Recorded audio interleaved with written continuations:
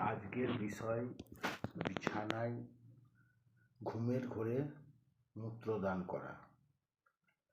যে সকল পুরুষরা বিছানায় ঘুমের ঘোরে মুতে ফেলেন তাদের ক্ষেত্রে একটি টোটকা আমি দেব। আপনি শোয়ার আগে প্রথমে বিছানায় মুতে তারপরে শোবেন এবং বইয়ের দিকে পিছন করে শুতে হবে কাত হয়ে। যেমন ধরেন আপনার স্ত্রী ডান পাশে শুয়ে আছে, তাহলে আপনাকে ডান পাশে পিছন হয়ে বাঁয়ের দিকে মুখ করে আপনাকে শুতে হবে।